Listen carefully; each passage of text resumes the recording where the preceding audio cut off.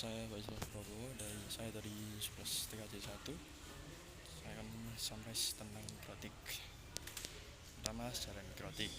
Foundernya dari tahun 1996, John Trulli dan Ernest Ragustin. Lokasinya di Riga, Latvia atau Eropa Utara. Produsen software dan hardware router, lalu menjadikan teknologi internet lebih murah, cepat, handal, dan terjangkau luas. Moto mikrotik yaitu routing the world. Lalu itu router OS-nya bisa dilihat di sini. Ada seri atau routernya, jumlah slot mini PC-nya atau wireless, jumlah port Ethernet-nya. Router ini digunakan untuk dalam komputer yang berfungsi untuk mengarahkan mobilitas data antara berbagai perangkat atau jaringan. Lalu OSI layer 1 namanya physical, device-nya hub, data unitnya bit, dan bisa dilihat sini addressing-nya. Lalu layer 2 namanya data link, device-nya switch, dan data unitnya adalah frame, address-nya MAC address.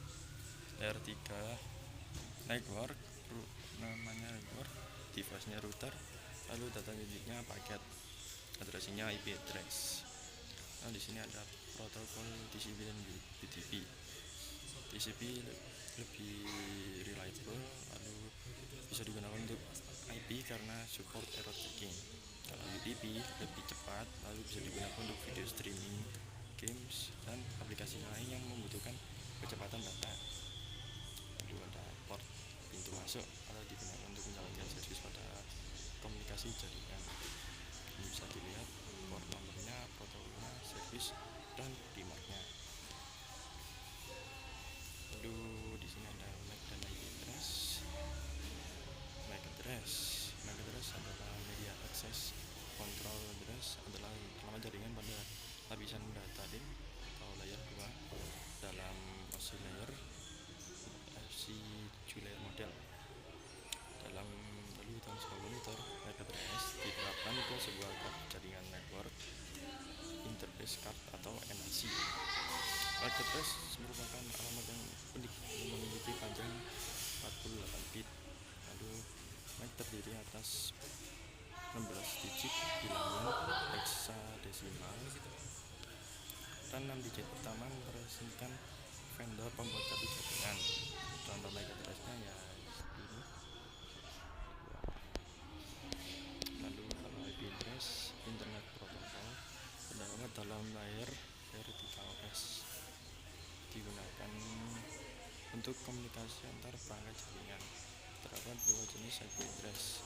Pertama, IPv4 atau pengamatan 32 bit. IPv4 terbagi menjadi 4 blok. Setiap blok ada 8 bit. Dan ya, jumlah maksudnya. Lalu ada yang IPv6, pengamatan 128 bit. Dan jumlah maksudnya seperti ini. Lalu sama seperti yang IPv4 untuk berguna, dan setiap bloknya ada 12 bit.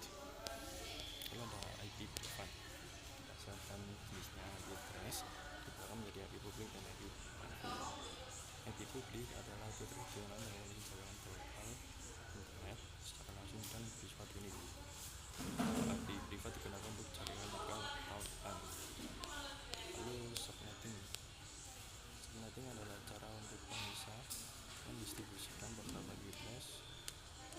Yang kedua, host atau perangkat yang terletak pada subnet yang sama dapat berkomunikasi satu sama lain secara langsung atau tanpa router atau routing. Ketika subnet ditulis dalam format 32 bit seperti IP atau dalam bentuk desimal, prefix line, network ID dan broadcast. Dalam kelompok IP address atau satu subnet ada dua IP yang sifatnya khusus. Network ID yaitu identitas suatu kelompok IP atau subnet. Kedua, broadcast, alamat IP yang digunakan untuk memanggil semua IP dalam satu. Contohnya seperti ini. Ada tampilan subnetting seperti ini, prefixnya, subnetnya, lalu jumlah IP dan jumlah resmi. Lalu ada serial console digunakan apabila kita perlu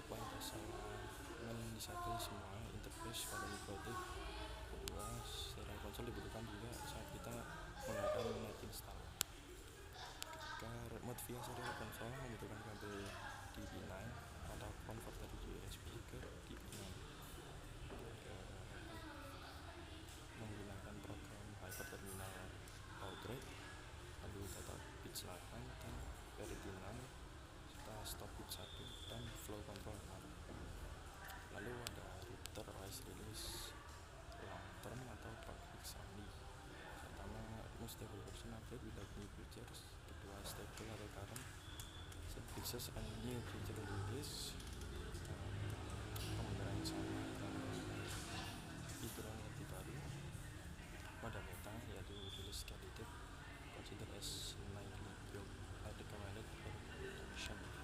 Lalu terakhir ada backup dan restore. Konfigurasi router bisa disimpan, kemudian bisa digunakan di kemudian hari. Di Microbit terdapat dua jenis backup, yaitu binary file backup, restoring config on some router tidak dapat dibaca, text editor membackup semua konfigurasi router. Terakhir, create return point atau kembali seperti semula. Yang kedua adalah script file, moving config dan restoring to another router. Beberapa script dapat dibaca oleh text editor, lalu dapat membackup sebagian konfigurasi router. Ketiga, terakhir dapat digunakan untuk menambahkan config baru atau script